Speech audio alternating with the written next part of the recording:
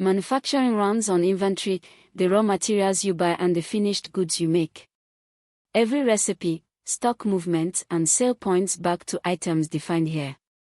Before we add the items, we register the supplier we buy our flour from, because each item can remember its preferred vendor, and that is what makes reordering fast later.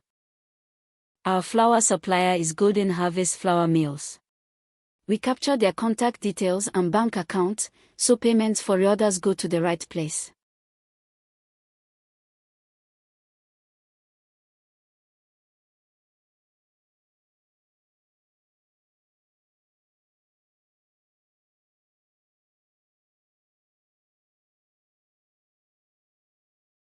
Supplier saved.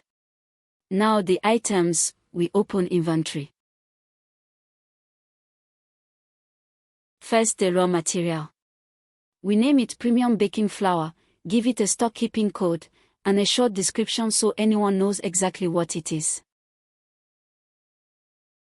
We classify it, its type is raw material, its category is raw materials, and it is measured in kilograms.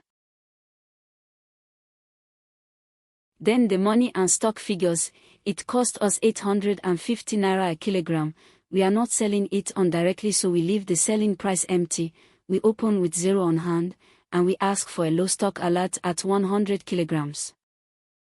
In the accounting section we link the 3 ledger accounts, the inventory asset that holds its value, the cost of goods account charged when it is consumed, and the revenue account. And crucially, we set the preferred vendor to Golden Harvest Flour Mills, so when this flour runs low, reordering it from the right supplier is one click. Then we create it. Now the finished product. We create another item, an artisan sourdough loaf, with its own code and description.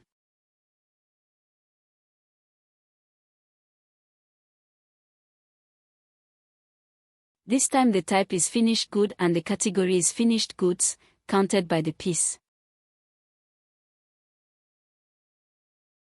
For a finished good we leave the cost price at 0, manufacturing will calculate it automatically from materials, labor and overhead when we produce it.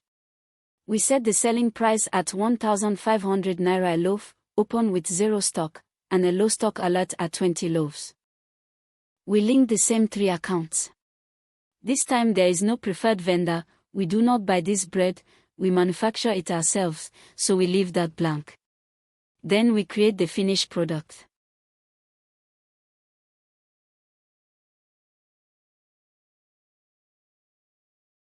Both items now live in inventory, the flour we buy and the bread we make.